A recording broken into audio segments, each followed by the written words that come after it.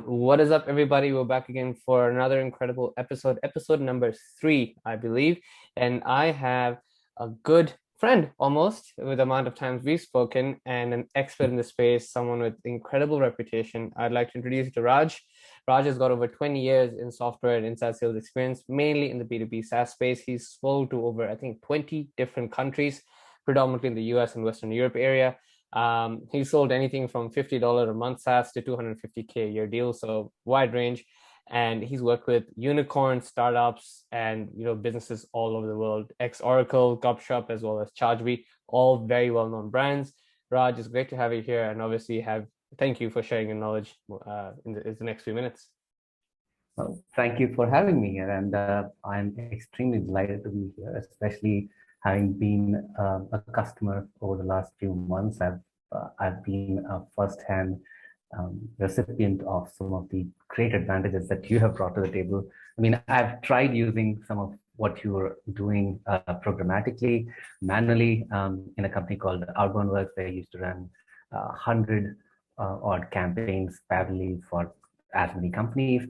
And we used to do this using a bunch of tools, some manual approaches, and we still kind of lacked in terms of being consistent, in terms of being able to put on meaningful stuff in front of people, so that it just we are able to relate better and form that sort of a bridge from nobody to somebody who wants to talk about something, right? So thank you so much for having me. Today, I just generally wanted to kind of touch upon what are some of the things which I call a checklist that you can do, check off before sending out emails, while sending out emails, and maybe even after sending out emails. So we'll go through some of these one by one.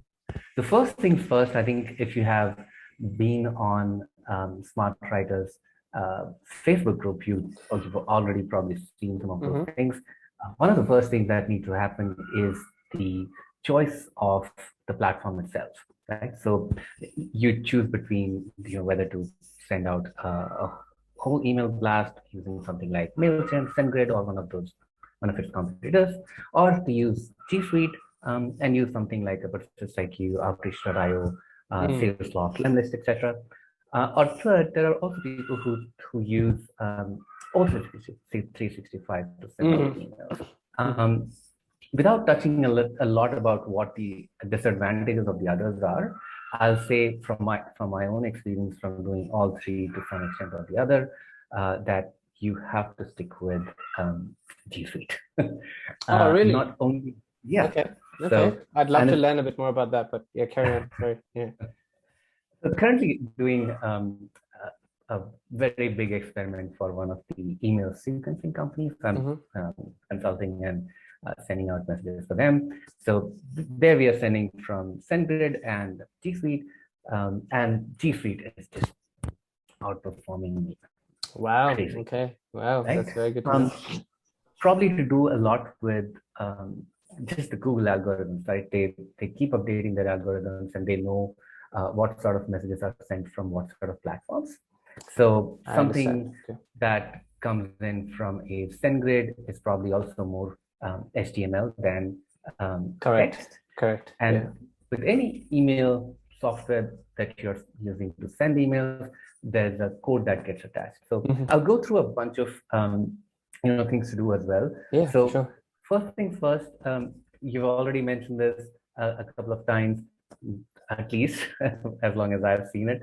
So SPF, BKIM, and DMARC settings. It is an absolute must that you set these settings. So what you need is basically admin access to your domain registrar.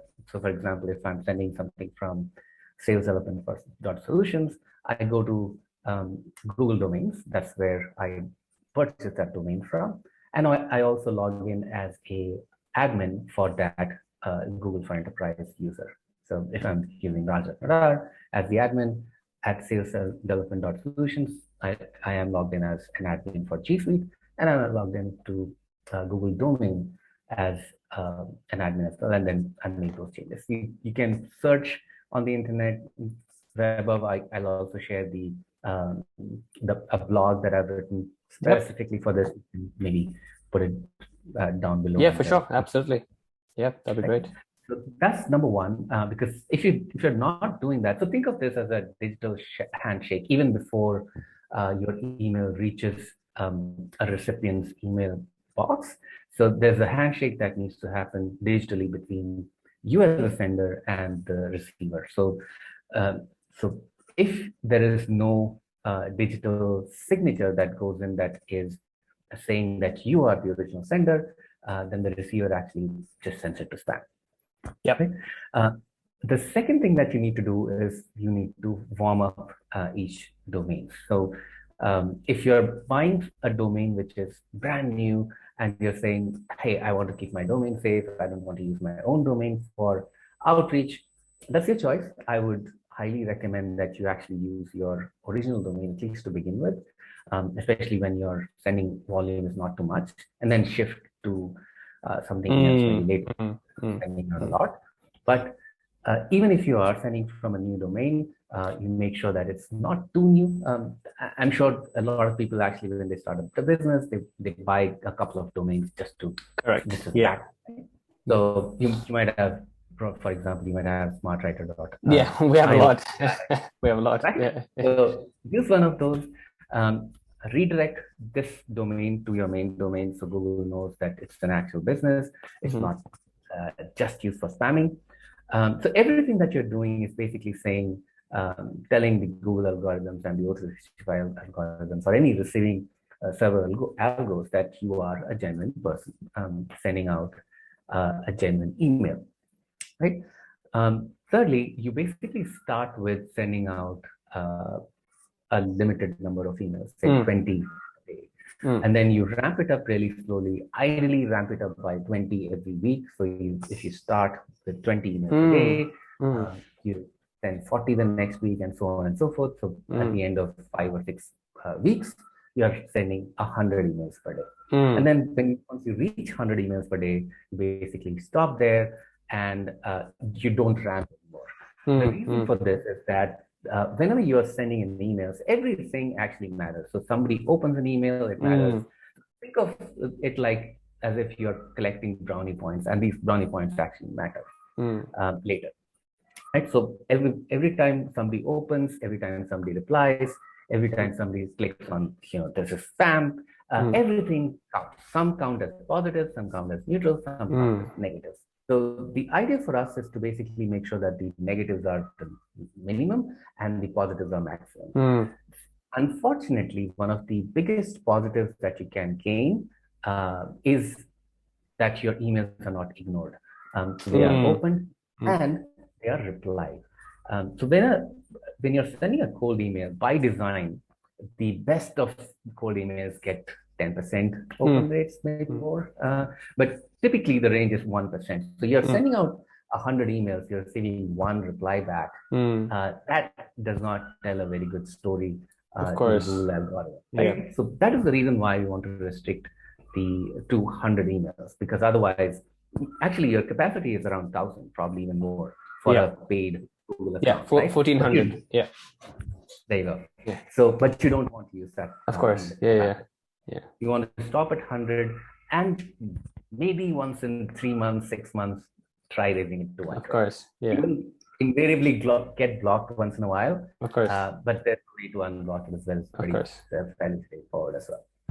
Okay, so the next is to basically that you send to people who are relevant to whatever you are sending, right? Mm, So there's a specific strategy around, sending to people who are around about mm, the ideal prospect. That's also possible, but then your language has to be aligned with that approach. So, for example, if you're trying to sell an HR software and you're trying to reach out to VP of HR and learning and development and so on, you could also reach out to VPs of operations, but the subject line, the body of the email has to be aligned with that in mind, that you're mm, not reaching out to the right person, right? mm, So you still do research on them, you still use smart writer and write that intro to show them that you actually did some work. mm, So they reciprocate with some mm, help for you as well. Mm. But the body of the email has to be such that the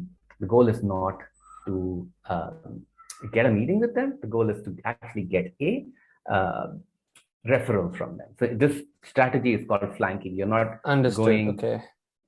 to the target, you're going around about the target and Right. trying to Okay. get to the target that way. Okay. Okay. This actually helps where in two cases. So one is where your target audience is not very big and you've exhausted your Mm, ideal mm, prospects. mm, The second is that ideal prospects where the ideal prospects are just impossible to reach via email. mm, They are blocked, but you may be able to reach them through somebody else. So if mm, they see something like, hey, I spoke with Raj and he thought mm, that Weber mm, would be the best person to talk about this. mm, Here's what I want to talk about. mm, mm, By the way, smart writer mm, line, mm. right? So that's one of the approaches that I Well, that's absolutely know that's that. absolutely fair. Yeah, that makes a lot of sense. Yeah. So thirdly, I know what number we are on right now. Sixthly, Sorry. yeah, yeah, it's all good. Carry on. Yeah. So send out a consistent number of emails once you start sending emails, right? So if you're Mm. sending 100 emails per day, keep it at 100 emails. Do not, Mm-hmm. send 200 one day Mm, and 50. mm, mm, mm, In my experience, I mean, the best way to do this is making sure that there's a consistent number of contacts that go in every day or at least every week.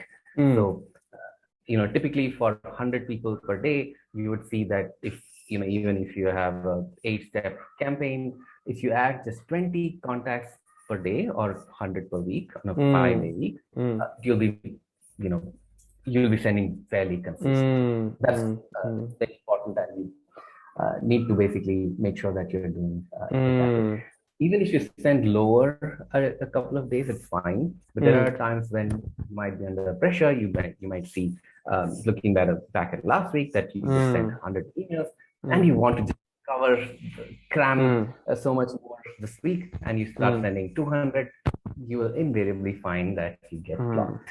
Fair enough. Again, Fair enough. unblocked, but you get only 5 of those lives in a year.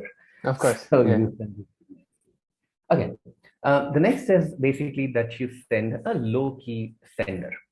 And I'm a big fan of Persist IQ. I also fairly Yeah. recently I started using Outreach Bin as well. Outreach Bin is a fairly new product, so it's not very mature. Yeah. It does not, for example, have A/B testing. It doesn't have a lot of stuff. Yeah. But in terms of deliverability, Outreach Bin is outclassing probably even my favorite tool at this point in time. Wow. So Okay. yeah, my favorite tool is Persist IQ. Yeah. It actually launched at the time of Outreach.io and Mm, SalesLoft, mm. um, back about 6-7 years back, maybe even a Yeah. little bit more. About 2014, But I think so. Yeah. mhm. Yeah. but they somehow managed to not grow. So they have been sold a couple of times, once to somebody Sure. called Daniel Yeah. and then now to a company called Wishpond. Yeah. But they have kept everything separate. It's Simple. just Yeah. there by Wishpond somewhere. But Sure. in a sense, the tool is the same. There's not much development. It's a Mm, very simple tool. It does one thing and it does it really well, which is mm, sending emails to people's inboxes. Very important. Um, and especially when I'm using it um, with Outreach Bin for yeah. warm up, Yeah. the results are Yep. So amazing. I funny mean, story. I actually have used Outreach Bin as well, and I've had a similar experience. They're actually it's a very nascent product. You can tell that it's very new, and there's like some things that need to be fixed, and like they're edgy, but the mhm. deliverability was untouched. It was much better than the Oh my other God. softwares in the market. Yeah. Off the chart, right? Yeah. So there was a lady who wrote back to me saying, please, put me on a do not call Yeah. list, Yeah. because, you're sending me a high importance. Yeah. Yeah. Yeah. Yeah. Wow. Your That's, servers are marking my email as that's very high important. importance. That's super Yeah, it's cool. not my fault, but yeah, Yeah. but that's that, right? So Mm. that's that. Okay, so I think the other points, a lot of points like keeping it short, sending Yeah. emails at a time when the recipient is more likely. I think all those were covered in the last call that you did Yeah. or the video that you did in the series. So I'm Yeah. not going to touch that.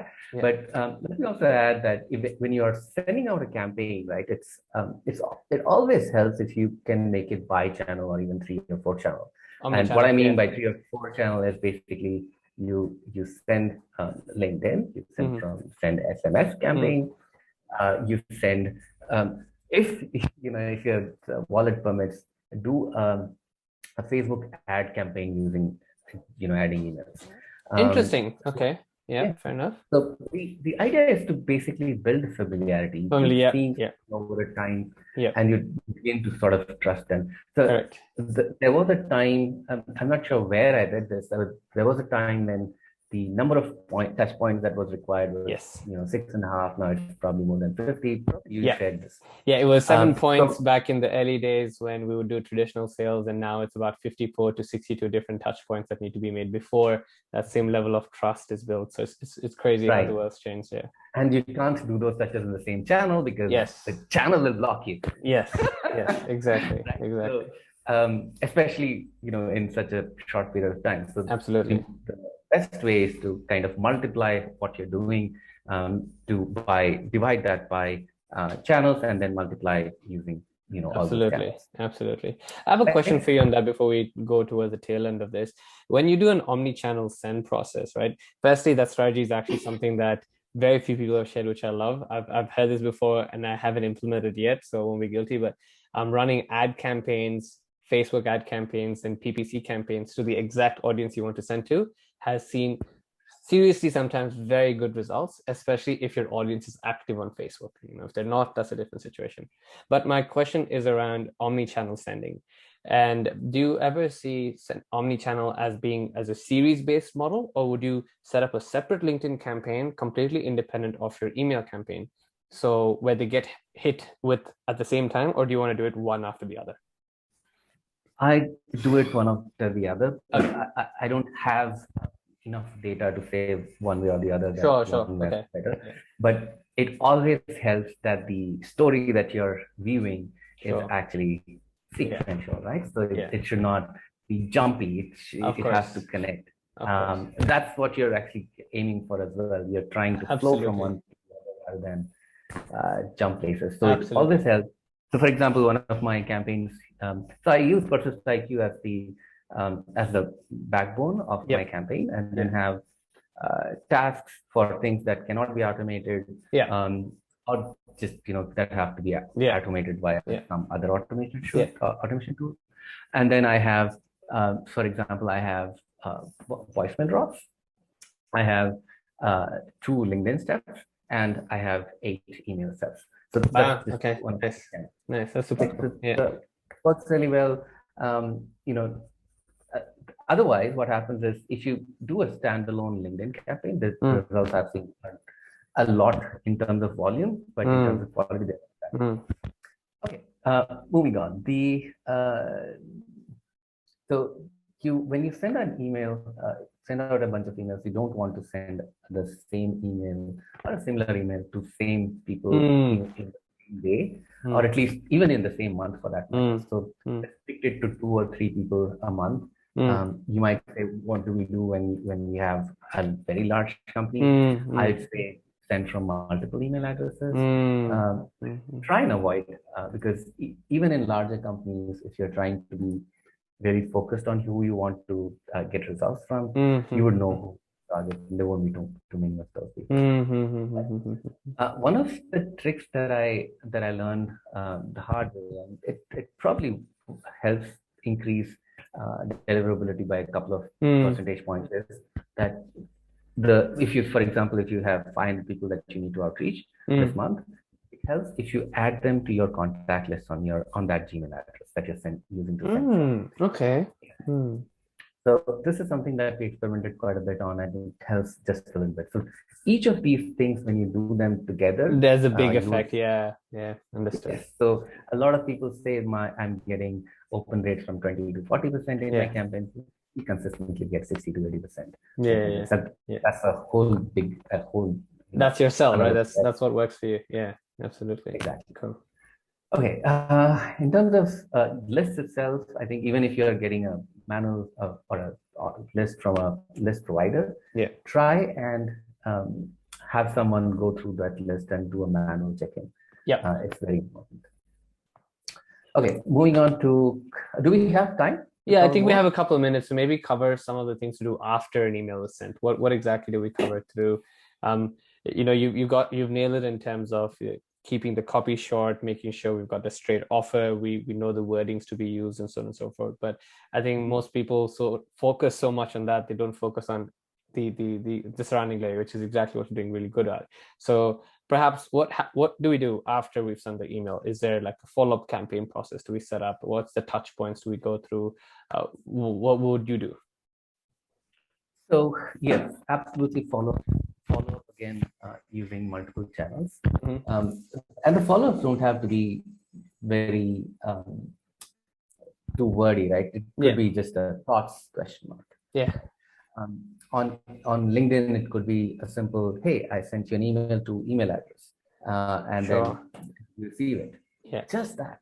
yeah, You don't want people to get back to you on LinkedIn. You yeah. want people to go back to that email because that's where the meat is, and you Mm, want them to respond from there, mm, right? mm, mm.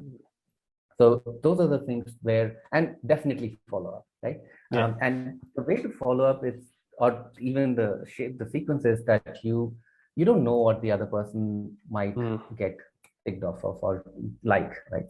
Not ticked off in the wrong way. So what you do is you basically make certain assumptions, and mm, you basically send those assumptions one after the other. So let's say mm, you have 6 ideas mm, of pain points that you can solve, mm, that you're offering that mm, solves. mm, So you make those 6 assumptions and let go of those 6 assumptions. Each of those assumptions could have 1 to 2 follow-ups each, mm, right? mm, mm, If you what in general, the first emails, the first ideas just don't get any love at mm, all. mm, Always the follow-ups that get responses, mm, and be creative with your follow-ups. mm, If keep the emails short. If you mm. have a huge story that you want to tell, still keep it below your signature Yeah. so it does not count as the Eat email up the itself. main body. Yeah, yeah. Yeah, exactly. That's Right. absolutely Uh, fair. Well, we'll maybe talk about one more point if you've got that, and then we'll probably jump towards the conclusion. Okay.